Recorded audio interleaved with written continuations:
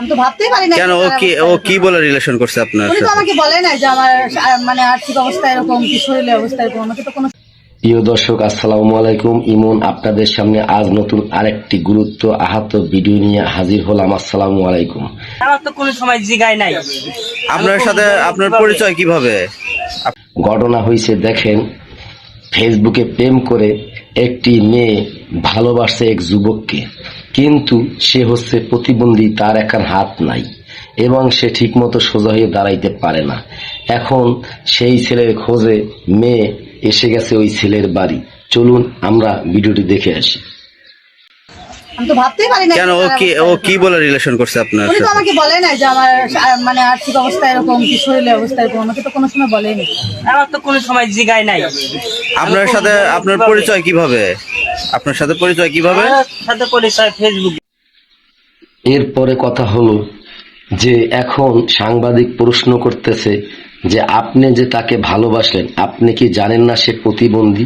মেয়েটি উঠে বলল, না, আমি তো সে প্রতিবন্ধী, আমাকে বলে নাই, আমি জানি না এবং তার যে শরীরের এই অবস্থা সেটাও আমি জানি না। উনি নাকি তাল বিক্রি করে, কিন্তু ওনাকে এই মেয়েকে বলছে এই ছেলে আমি চাকরি করি।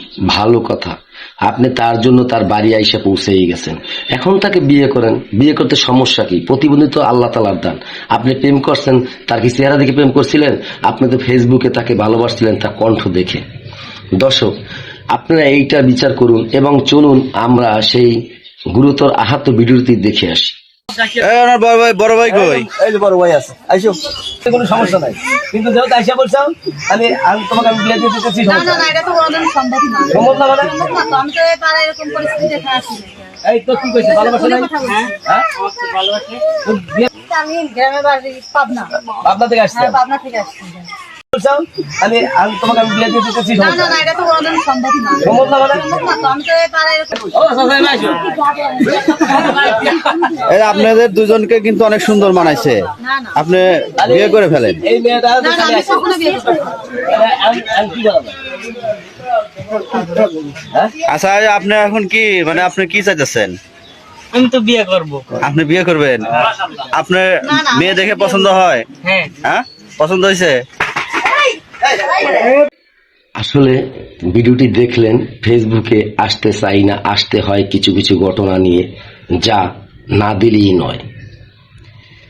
দর্শক, বাংলাদেশে এখনো সেই ফেসবুক, ইউটিউব, টিকটকার এরা কিসের ভালোবাসা প্রেম প্রীতি করে, যা দিয়ে দেশের কোনো কিছুই ভালো হচ্ছে না। এই পর্যন্ত যতটা ফেসবুকের প্রেমিক প্রেমিকা দেখলাম, এদের বিয়ে শেষ পর্যন্ত থাকে না। আর তা আপনারা জেনে শুনেও আবারও সেই নতুন ফান্দে পড়ে গেলেন আরেকটি মেয়ে। এবং আপনি কিসের মেয়ে, কিসের ভালো মেয়ে যে আপনি ফেসবুকের প্রেমের টানে আপনি এক দেশ থেকে আর এক দেশে এসে পৌঁছে গেছেন ছেলের বাড়ি। এখন দেখেন যে ছেলে প্রতিবন্ধী, প্রতিবন্ধী ছেলে, এখন আপনি বিয়ে করবেন না, আপনি যাওয়ার জন্য উলাটপাট করতেছেন। দর্শক ভাইরা, আপনার কমেন্টে জানিয়ে দিন যে না, তার এই প্রতিবন্ধী কি বিয়ে করা উচিত, না হইলে সে প্রতিবন্ধী কি বিয়ে করবে না? তার কি মন নাই? তার কি ভালোবাসা নাই? যদি নাই থাকতো তাহলে তোমার সাথে সুন্দর সুন্দর কথা বলতো, তোমার সাথে প্রেম করতে পারতো না। এবং তুমি কেমন মেয়ে, যেখানে যাবে তোমার বাড়ি ছেলে, সেখানে তুমি আইসে বসো ছেলের বাড়ি। এখন তুমি বাহানা দেখাচ্ছ যে আমি বিয়ে করব না, ছেলে প্রতিবন্ধী, আমাকে বলে নাই।